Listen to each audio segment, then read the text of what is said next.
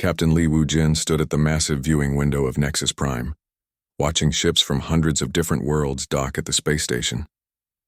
Each vessel looked strange and wonderful. Some were made of living crystal that pulsed with inner light.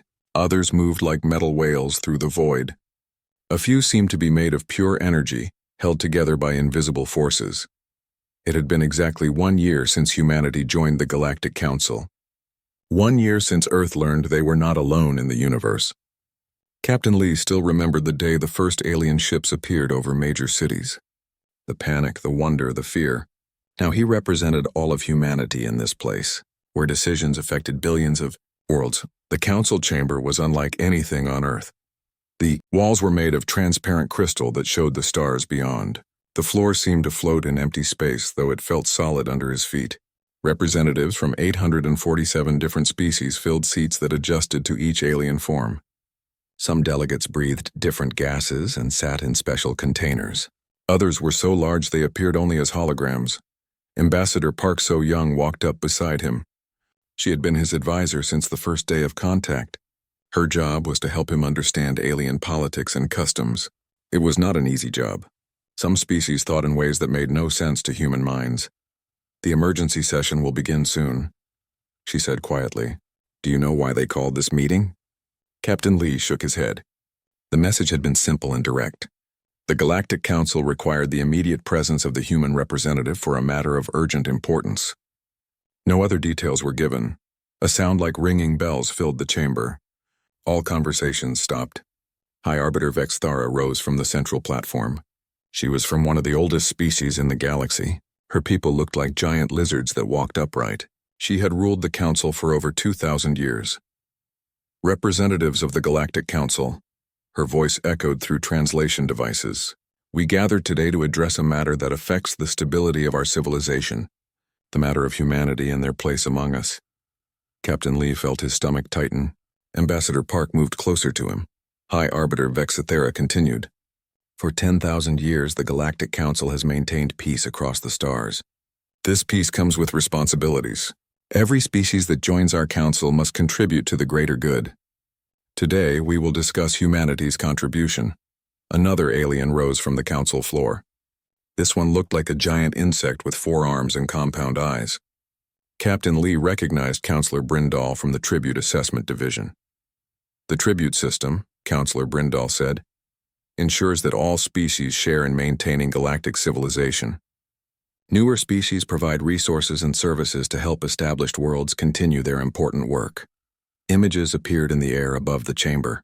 Captain Li watched as examples of other species' tributes were displayed. The crystalline hegemony mined rare minerals from the cores of dead stars.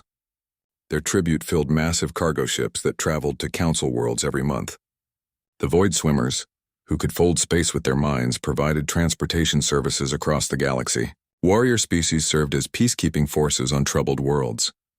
Each species contributes according to their abilities, High Arbiter Vexthara explained. "This system has worked for millennia. It prevents conflict and ensures prosperity for all." Captain Li began to understand where this was heading. His hands clenched into fists. Counselor Brindall activated another display. This one showed Earth and its solar system. "Humanity possesses unique qualities that would greatly benefit the Council. Your species shows remarkable adaptability and creative thinking. Your military tactics are surprisingly effective for such a young civilization." The chamber fell silent. Every alien eye, sensor, and detection organ focused on Captain Li. High Arbiter Vexthara spoke again. "The Council has determined humanity's tribute requirement. You will provide 40% of Earth's industrial production to Council worlds. This includes manufactured goods, processed materials, and technological innovations." Captain Li felt the blood drain from his face. 40% of Earth's production would cripple the planet's economy. But the High Arbiter was not finished. Additionally, the Council requires complete access to human military strategies and tactics. Your warfare methods will be studied and implemented by Council forces. Ambassador Park grabbed Captain Li's arm. He could see the shock in her eyes. Finally, High Arbiter Vexthara continued, "Humanity will provide 10,000 citizens to serve as advisors in Council territories. These individuals will share human knowledge and perspectives for a period of 50 standard years." The chamber remained silent. Captain Lee's mind raced as he tried to process what he had just heard. 50 years was nearly an entire human lifetime. 10,000 people would essentially become prisoners taken from their families and homes. He stood up slowly. High Arbiter, may I ask for clarification? Are you saying that humanity must give up nearly half of our production, our military secrets, and 10,000 of our people? That is correct, she replied. These contributions will help maintain galactic peace and allow humanity to remain in the Council. And if we refuse? Captain Lee asked. A murmur went through the chamber. Some aliens made sounds of surprise. Others seemed to whisper among themselves. High Arbiter Vexithera's eyes narrowed. Refusal would indicate that humanity does not wish to participate in galactic civilization. Such species lose council protection and trading rights. They become isolated from the rest of the galaxy. Counselor Brindal added, historical records show that isolated species rarely prosper. Without council support, they often face economic collapse or worse. Captain Lee understood the threat. Comply or face total isolation. Perhaps even destruction. The Council is generous, High Arbiter Vexthera said. We give humanity 72 standard hours to provide your response. Use this time to consult with your government. Consider carefully what isolation would mean for your species. She struck a crystalline staff against the floor. The sound echoed through the chamber like thunder. This session is concluded. The human representative will return in 72 hours with Earth's answer. As the other delegates began to leave, Captain Lee remained standing in place. His mind was spinning. How could he possibly explain this to Earth's leaders? How could humanity survive such demands? Ambassador Park touched his shoulder. Captain, we need to send a message to Earth immediately. He nodded, but his thoughts were dark. The Council had presented this as a choice, but it felt like a trap. Either humanity became servants to alien masters, or they faced the unknown dangers of isolation. As they walked toward the communication center, Captain Lee wondered if humanity had made a mistake. Maybe joining the Galactic Council had been the wrong choice. Maybe Earth would have been better off staying hidden among the stars. But it was too late for such thoughts now. In 72 hours, he would have to deliver an answer that would determine the fate of every human being in the galaxy. The question was, what would that answer be? The quantum communication link crackled to life in the Seoul Command Center. Captain Lee Woo-jin's face appeared on the massive screen, his expression grim. President Kim Do-hyun leaned forward in his chair as the transmission began. Mr. President, I have urgent news from the Galactic Council, Captain Lee said. They have demanded tribute from humanity. For the next 20 minutes, Captain Lee explained everything. The tribute system, the demands, the threats.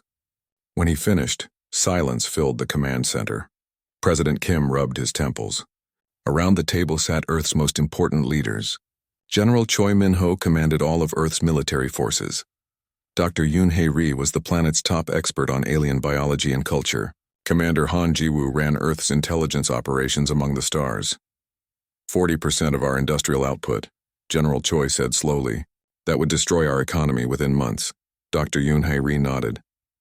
And 10,000 people taken as advisors for 50 years? That's essentially slavery with a different name. President Kim turned to Commander Han. What do our intelligence reports say about this tribute system? Commander Han activated a holographic display. Data filled the air above the table. I've been studying the Council's history since we first made contact. The tribute system is real, and it's been in place for thousands of years. Every species that joins the Council must pay. What happens to species that refuse?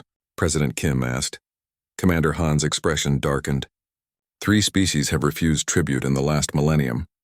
The Kethvar were economically blockaded until their civilization collapsed. The Morden faced a Council military intervention that left their homeworld uninhabitable. The Zephyri simply vanished from all galactic records. No one knows what happened to them. General Choi stood up and began pacing. So our choices are slavery or extinction. Maybe not, Dr. Yoon said. I've been analyzing the Council's structure. The tribute system isn't really about maintaining peace. It's about control. The older species use it to keep newer ones from becoming too powerful. She activated her own display. Star maps showed the positions of various alien civilizations. Look at this pattern. The species that demand the most tribute are the ones who joined the Council first. They've built their entire economy on the labor and resources of newer species. President Kim studied the maps. So the council isn't a partnership. It's a pyramid scheme with the oldest species at the top. Exactly, Dr. Yoon replied, and humanity represents a threat to that system. We're adaptable, creative, and we learn fast. If they let us develop freely, we might challenge their dominance within a few centuries. Meanwhile, back on Nexus Prime, Captain Lee and Ambassador Park were conducting their own investigation. They moved carefully through the station's corridors, meeting with representatives from various species. In a quiet cafe, they sat with a delegate from the Yithmore. This species had joined the council 300 years ago. Their representative, who called himself Ken, looked tired despite his alien features. "Your tribute demand is harsh," Ken whispered, "but not unusual. My people were required to provide 60% of our output when we joined." 60%? Ambassador Park gasped. "How did your civilization survive?" "We didn't," Ken replied sadly. "Not the way we were before. Our people work constantly now, producing goods for council worlds. We have no time for art, music, or philosophy. We exist only to serve." Captain Lee felt anger building in his chest. "And the council calls this peace?" "Peace for them," Ken said. "They live in luxury while we struggle to meet quotas. But what choice do we have? Resistance means death." That night, Ambassador Park accessed the station's historical archives. She had learned to navigate alien databases during her time on Nexus Prime. What she found made her blood run cold. The tribute system had not always existed. Early council records showed a different organization. Species joined as equals and contributed voluntarily. But over time, the older civilizations had changed the rules. They created laws that required tribute. They justified it as necessary for galactic stability. Any species that grew too powerful was given impossible tribute demands. Some complied and became servants. Others refused and were destroyed. The system ensured that no new species could challenge the established order. Ambassador Park sent her findings back to Earth through encrypted channels. When President Kim read her report, he called another emergency meeting. "So this is how it works," he said to his advisors. "They keep us weak on purpose. If we give them what they want, humanity becomes a slave species. If we refuse, they destroy us." General Choi slammed his fist on the table. "Then we fight. Earth's military is stronger than any single alien species. We've proven that in our war games." "Against one species, yes," Commander Han replied. "But the Council has hundreds. Even if we win every battle, they can keep sending fleets until we're overwhelmed." Dr. Yoon was studying the data from Ambassador Park. "There might be a third option," she said slowly. "According to this historical data, many younger species are unhappy with the tribute system. They comply because they think they have no choice." "What are you suggesting?" President Kim asked. "What if humanity became a symbol? What if our response inspired other species to resist?" General Choi shook his head. "That's a huge gamble. We'd be betting the future of humanity on the hope that aliens we barely know will support us." "The alternative is slavery or death," Dr. Yoon pointed out. "At least this way we have a chance to change everything." President Kim was quiet for a long moment. He thought about Earth's history. Humanity had always struggled against unfair systems. They had fought against kings and emperors, against slavery and oppression. Sometimes they lost, but they never stopped trying. "Dr. Yoon is right," he said finally. "Humanity didn't survive by accepting the unacceptable. We survived by refusing to give up our freedom, no matter the cost." He turned to the communication screen where Captain Lee waited. "Captain, I want you to deliver a message to the Galactic Council. Tell them that humanity has made its decision." "What should I tell them, Mr. President?" President Kim stood up. His voice was steady and strong. "Tell them that Earth's answer is no. We will not pay tribute. We will not become slaves. If they want to destroy us for that choice, then we'll face destruction as free people." General Choi nodded. "Our fleet is ready, Mr. President. If they come for Earth, we'll give them a fight they won't forget." Commander Han activated his communication systems. "I'll contact every friendly species we've met. Maybe some of them will stand with us." Dr. Yoon was already working on her computer. "I'll prepare a statement for the galaxy. If we're going to make a stand, everyone should know why." Captain Lee's face on the screen showed a mix of fear and pride. "Mr. President, are you certain about this?" "Once I deliver this message, there's no going back." "Captain," President Kim replied, "humanity didn't reach the stars by taking the safe path. We did it by refusing to accept limits. The Council wants to put limits on us. Our answer is no. Ambassador Park appeared beside Captain Lee on the screen. Mr. President, I believe you're making the right choice. The galaxy needs to see that resistance is possible. Then it's decided, President Kim said. Captain Lee, you have your orders. In 72 hours, you will stand before the Galactic Council and speak for all humanity. Make sure they understand that we choose freedom over safety, dignity over survival. The transmission ended. In the Seoul Command Center, Earth's leaders began preparing for war. On Nexus Prime, Captain Lee and Ambassador Park prepared to deliver a message that would change the galaxy forever. Humanity's answer would be simple and direct, but its consequences would shake the foundations of galactic civilization. News of the Galactic Council's tribute demand spread across Earth like wildfire. Within hours of President Kim's announcement, protests filled every major city. Humans gathered in Times Square, Trafalgar Square, Red Square, and thousands of other places. They held signs with simple messages: Earth is not for sale, and freedom over fear. Secretary General Lim Ye-jin coordinated with world leaders as the planet united in a way never seen before. Every nation, every culture, every political system agreed on one thing: humanity would not become slaves to alien masters. Admiral Shin Kyung-soo stood on the bridge of the Earth defense ship Unity, watching his fleet prepare for possible battle. 50 ships surrounded Earth, ready to defend their homeworld. They were small compared to some alien vessels, but they were fast and well-armed. More importantly, they were crewed by humans who refused to surrender. On Nexus Prime, Captain Lee Woo-jin received encrypted messages from Earth. The orders were clear and simple. He was to speak for all humanity. Whatever happened next, Earth would stand behind his words. Ambassador Park So-young sat beside him in their quarters, reviewing the speech President Kim had sent. It was shorter than she expected. Most diplomatic messages were long and full of complex language. This one was different. "Are you ready for this?" she asked. Captain Lee nodded. "I've been ready since the day I put on this uniform. Humanity didn't send me here to surrender. They sent me to represent our values." The 72-hour deadline approached. Alien representatives filled the council chamber. Word had spread that humanity would give their answer today. Some species sent extra delegates to witness what they expected would be Earth's submission. High Arbiter Vexthara took her place on the central platform. Her ancient eyes surveyed the chamber with satisfaction. In 2,000 years, no species had ever refused tribute. Today would be no different. Counselor Brindle activated the recording systems.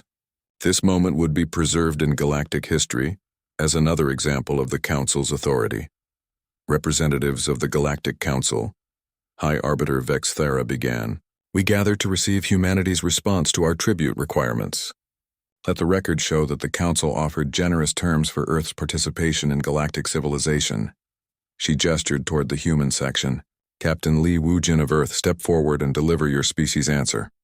Captain Lee rose from his seat. Around him, hundreds of alien beings watched with various forms of eyes, sensors, and detection organs. Some delegates leaned forward in anticipation. Others seemed bored, expecting the usual acceptance speech. He walked to the center of the chamber. The crystal floor beneath his feet reflected the stars outside. For a moment, he thought about those stars and all the human ships now surrounding Earth, ready to fight for their freedom. Ambassador Park activated the translation matrix, ensuring every species in the galaxy would understand humanity's response. Her hands were steady, but her heart raced. Captain Lee looked up at High Arbiter Vexthara. Then he turned to address the entire council.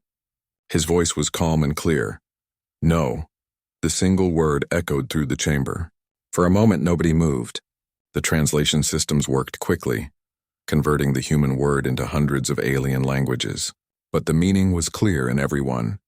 High Arbiter Vexthara blinked her large reptilian eyes. "I beg your pardon. Did you say no?" Captain Lee turned to face her directly. His expression was polite but firm. "Yes, High Arbiter, I said no. That is humanity's answer to your tribute demand." Shocked whispers began among the alien delegates. Some made sounds of disbelief. Others seemed confused, as if they had misunderstood something. Counselor Brindle stood up quickly. "Captain, surely you mean that humanity needs more time to prepare the tribute?" "No species simply says no to the Council." "With respect, Counselor," Captain Lee replied, "that is exactly what we are saying. Humanity's answer to any demand for tribute is no, now and always. The whispers grew louder. High Arbiter Vexithara struck her crystalline staff against the floor for silence. The sound rang through the chamber like a bell. Captain Lee, perhaps you do not understand the consequences of refusal. The Council has ways of encouraging cooperation. Captain Lee's expression did not change. High Arbiter, we understand the consequences perfectly. We also understand that some things are more important than safety. He paused and looked around the chamber.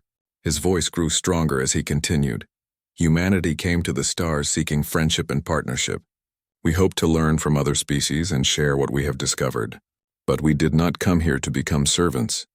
A delegate from the Ythmore made a small sound of surprise. Several other representatives from younger species seemed to sit up straighter. High Arbiter Vexthara's voice grew cold. Captain, you speak of partnership, but you refuse to contribute to galactic civilization. How is that partnership? High Arbiter, Captain Lee replied.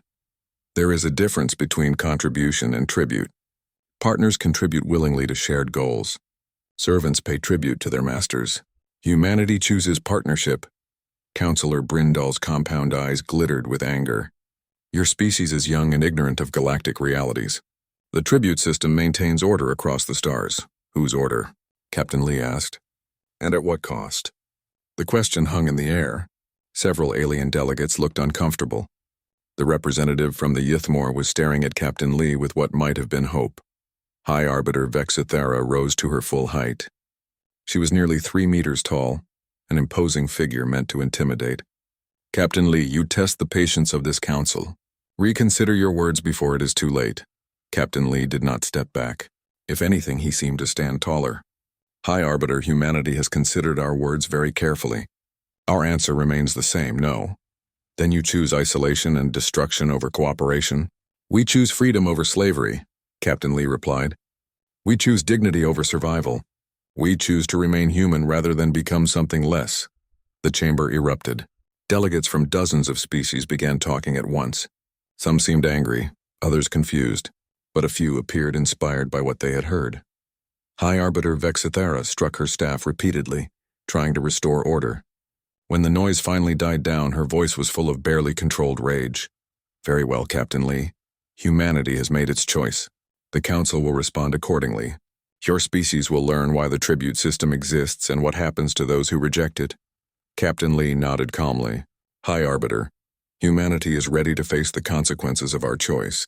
We ask only that the galaxy remember why we made it. He turned to address the entire chamber once more. To all representatives present, humanity offers this message. We came to the stars as free people, and we will remain free people, whatever the cost.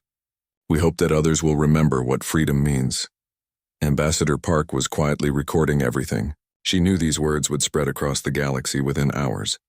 High Arbiter Vexithara's voice was like ice. This session is concluded. Captain Lee, you and your people have until tomorrow to leave Nexus Prime. After that, humanity is no longer welcome in Council space. Captain Lee bowed politely. Thank you, High Arbiter. We will be ready to depart.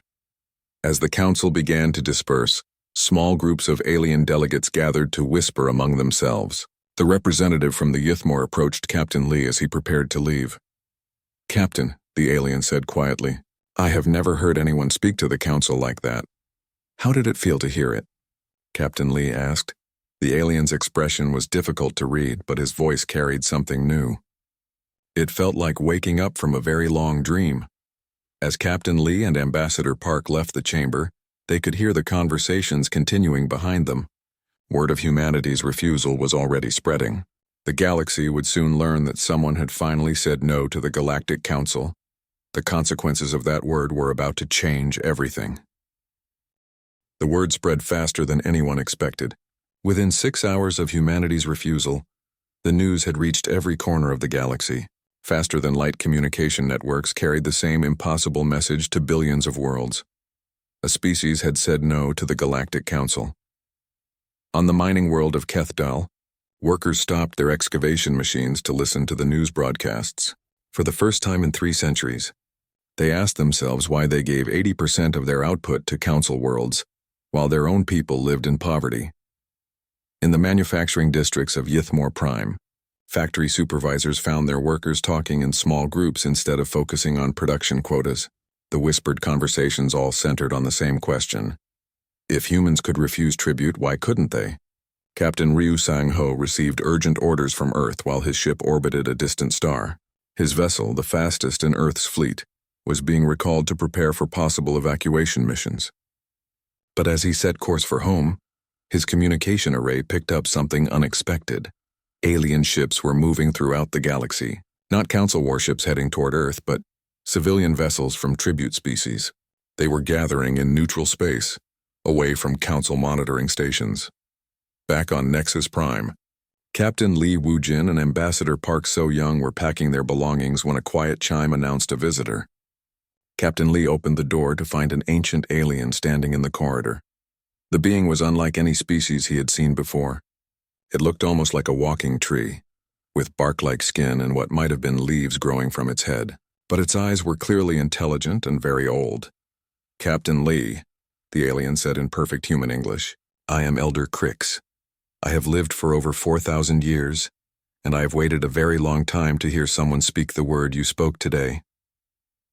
Captain Lee invited Elder Crix into their quarters. The ancient being moved slowly as if each step carried the weight of centuries. "Elder Crix, I'm honored to meet you, but I don't understand. You've waited to hear someone say no?" The elder settled into a chair that adjusted to his unusual form. "Captain, I am old enough to remember when the Galactic Council was first formed. It was not always the system you see today." Ambassador Park stopped packing and sat down to listen. Elder Crix's voice carried the weight of deep sadness. "The Council began as a response to the Great War, a conflict that nearly destroyed our entire galaxy. Species came together voluntarily to prevent such destruction from happening again. We shared resources freely and helped each other grow and prosper." "What changed?"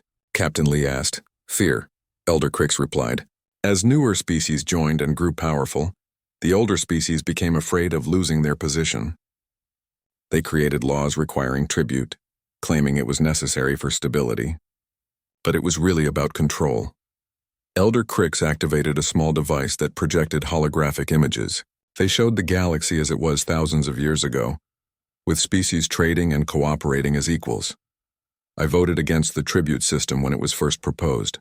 Many of us did, but we were overruled. The older species had more votes, more influence. They promised the tribute requirements would be temporary and reasonable. But they weren't, Ambassador Park said. No. Over time, the tribute demands grew larger and more specific. Any species that became too successful found their requirements increased until they had no choice but to comply or face destruction. The Elder's projection changed to show the modern galaxy, with clear divisions between the ruling species and those who served them. I have watched for millennia as the Council became exactly what it was created to prevent, a system of oppression and control. But I also watched for someone who would finally say what needed to be said. Captain Lee understood. "You've been waiting for someone to refuse." "Not just refuse, Captain. You did something more important. You reminded the galaxy what courage looks like." At that moment, Ambassador Park's communication device began beeping urgently. She activated it to find messages flooding in from across the galaxy. Alien representatives were requesting private meetings with Earth's delegation. Meanwhile, in a secret chamber deep within Nexus Prime, High Arbiter Vexithera met with the Council's inner circle. Representatives from the oldest and most powerful species sat around a curved table, their expressions grim. "The human refusal must be dealt with quickly," declared Counselor Brindle. "If other species begin to follow their example, the entire system could collapse." 3 species have already delayed their tribute payments, reported another counselor. They claim they need time to reconsider their contributions in light of recent events. High Arbiter Vexthera's reptilian features showed her anger. "This is exactly what I feared. The humans have given others dangerous ideas about independence. Then we destroy Earth as an example," suggested a representative from the ancient Vorth Empire. "Show the galaxy what happens to species who defy the Council." "It may not be that simple," warned Counselor Brindle. "Our intelligence reports suggest that several species are moving ships into positions near Earth. If we attack, we might face resistance from multiple sources." High Arbiter Vexithara stood and began pacing. "How is this possible? No species has ever supported another against the Council, because no species has ever given them a reason to hope before, Elder Crick said from the chamber's entrance. All heads turned as the ancient being entered uninvited. His old eyes surveyed the gathering with something between sadness and satisfaction.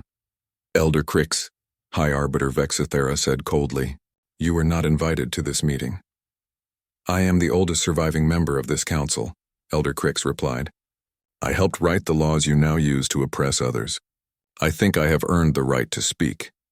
He moved to the center of the chamber, his bark-like skin seeming to shimmer with inner light. "The humans have done something we forgot was possible.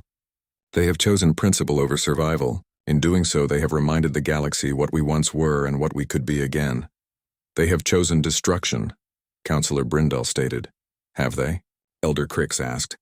"Or have they chosen to live free rather than exist as slaves? There is a difference." Across the galaxy, that difference was becoming clear to millions of beings. On worlds where species had paid tribute for centuries, workers and citizens began asking questions they had never dared ask before. Counselor Zephitos, representing a species that had joined the council only 300 years ago, found himself surrounded by his own people demanding answers. Why did they give half their production to council worlds? Why were their best minds sent away to serve alien masters? Why had they never questioned this system? In the depths of space, ships from a dozen different species met at coordinates that had been quietly shared through unofficial channels. They were not warships, but they carried something more dangerous to the council than weapons. They carried hope. Captain Lee received a message from Admiral Shin Kyung-soo back on Earth. Human long-range sensors had detected unusual activity throughout the galaxy. Ships were moving, communications were increasing, and several species had begun broadcasting messages of support for humanity's position. "Elder Crix," Captain Lee said. "What happens now?" The ancient being's eyes seemed to glow with inner fire. "Now, Captain, we see if the word no can change a galaxy." Ambassador Park was monitoring the flood of messages still arriving. Representatives from dozens of species wanted to meet, to talk, to understand how humans had found the courage to refuse. "Captain," she said with excitement in her voice, "I think we're not alone in this anymore." Elder Crix nodded slowly. "The galaxy has been sleeping for too long. It was waiting for someone to sound the alarm. Humanity's refusal is that alarm." High Arbiter Vexithara's voice came over the station's communication system, announcing emergency session protocols. The council would meet again within hours to address what they were calling the spreading disorder.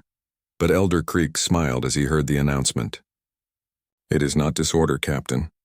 It is awakening. And once beings wake up from a long sleep, it is very difficult to make them go back to dreaming." Captain Lee looked out at the stars through the chamber's transparent walls. Somewhere among those lights was Earth, preparing for whatever came next. But Earth was no longer facing the unknown alone. The galaxy was beginning to remember what freedom meant. 3 months had passed since Captain Lee Woo-jin spoke a single word that changed the galaxy. Earth's solar system buzzed with activity as ships from dozens of species arrived daily. They came not as conquerors, but as allies. The Galactic Council had expected humanity to stand alone. Instead, they found themselves facing something they had never encountered, a rebellion that crossed species lines. President Kim Do-hyun stood in the Seoul Command Center, watching displays that showed the growing coalition. 17 species had formally refused to pay tribute. 23 more had reduced their payments while demanding renegotiation. The Council's economic foundation was cracking. "Status report," President Kim said to his advisors. Admiral Shin Kyung-soo activated a holographic display showing ship positions throughout the solar system. The coalition fleet now includes vessels from 31 different species. They've integrated surprisingly well with our tactical systems. Dr. Park Tae-young, Captain Lee's younger brother and Earth's new philosophy advisor, reviewed intelligence reports. The Council's response has been predictable. They're mobilizing their remaining loyal species for military action. Fleet Admiral Song Mi-young, who now commanded the combined human-alien resistance fleet, studied the tactical projections. High Arbiter Vexithara has assembled nearly 400 ships. They'll arrive at Earth within 48 hours. President Kim nodded grimly. Despite the coalition's growth, they were still outnumbered. But numbers were not everything. The Council fleet consisted mainly of species who served out of fear. not loyalty. On the bridge of the flagship Unity, Captain Lee coordinated with alien commanders whose names he could barely pronounce. The translation systems worked constantly as dozens of species planned their defense of Earth. Ken, the Ythmore representative who had first spoken to Captain Lee about tribute, now served as the coalition's diplomatic coordinator. His people had been the first to formally refuse tribute after humanity's example. Captain Lee, Ken reported, we're receiving more messages from Council fleet commanders. Many are asking what terms we would accept for surrender. Tell them we don't want their surrender, Captain Lee replied. We want their freedom. Ambassador Park So-young had become the coalition's chief negotiator. She worked with Elder Crix to draft a document that would replace the Council's tribute system. The new agreement was simple: voluntary cooperation between equals with no species required to serve another. Dr. Park Tae-young prepared for a galaxy-wide broadcast. His message would be transmitted during the coming battle, reaching every inhabited world simultaneously. As the Council fleet approached Earth's solar system, Admiral Shin stood ready with his combined forces. The coalition had spread their ships throughout the outer planets, using Earth's asteroid belt and Jupiter's moons as defensive positions. But the real surprise came when High Arbiter Vexithara's fleet arrived and found themselves facing not just the coalition, but mutinies within their own ranks. Captain Ryu Sang-ho, monitoring communications from his fast scout ship, reported what he was hearing. Admiral, Council fleet units are refusing orders. Some ships are changing sides while others are simply withdrawing from battle positions. The ancient Vorth Empire's battle cruiser, which had served as the Council's primary warship for 2,000 years, broadcast a message that stunned everyone. We withdraw from this conflict. The Vorth Empire will not fire upon beings seeking freedom. High Arbiter Vexithara found her 400 ships reduced to fewer than 50 within hours. Most Council species simply refused to fight for a system that had oppressed them for centuries. Elder Crix, now serving as the Coalition's elder statesman, requested a meeting with High Arbiter Vexithara. The ancient being's message was broadcast throughout the galaxy. High Arbiter, the tribute system is dead. It died the moment humanity said no, and it cannot be revived through force. The choice now is simple: adapt to a new galaxy, or be left behind by it. Dr. Park Tae-young's broadcast reached every world at the moment, when the last Council loyalist ships powered down their weapons. Citizens of the galaxy, his voice carried across the stars. Today we choose cooperation over coercion. Today we choose partnership over servitude. Today we choose to build something better than what came before. The remaining Council fleet, led by High Arbiter Vexithara herself, withdrew to Nexus Prime. But they found even their stronghold changed. Species representatives who had served as tribute collectors were now demanding reform. Councillor Zephyto stood before the greatly reduced Council Assembly. His people had suffered under tribute for 3 centuries, but now he spoke with the voice of liberation. High Arbiter, the old system is finished. The question is whether we will help build something new or cling to something dead. Elder Crix called for an emergency vote to dissolve the tribute system entirely. The motion passed by an overwhelming margin. Only the oldest species voted against it, and even some of them seemed relieved. High Arbiter Vexithara faced the reality that her 2,000-year reign was ending. The galaxy she had ruled through fear and tribute was transforming into something she did not understand. But Captain Lee offered her something unexpected when the new Galactic Federation held its first assembly, a chance to contribute rather than command. High Arbiter, he said during the transition ceremony, your species has knowledge and experience that could benefit everyone. The Federation doesn't need rulers, it needs partners. The new government they created was unlike anything the galaxy had seen. Instead of tribute, species contributed voluntarily to shared projects. Instead of dominance, they practiced cooperation. Instead of fear, they chose hope. Fleet Admiral Song Mi-young was elected as the Federation's first military coordinator, with the understanding that the role would rotate between species every few years. Her first act was to transform warships into exploration and rescue vessels. Ambassador Park became Earth's first representative to the Federation Council, where every species held equal voice regardless of age or power. The council chamber was redesigned so that no species sat higher than others. Dr. Park Tae-young established the Federation's philosophical foundation with a simple statement: No being shall be required to serve another against their will. All contributions shall be freely given.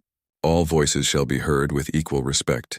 President Kim Do-hyun, addressing the new Federation, summarized humanity's position. We came to the stars not as conquerors or servants, but as friends. That has not changed. Elder Crix, despite his great age, was chosen as the Federation's historical advisor.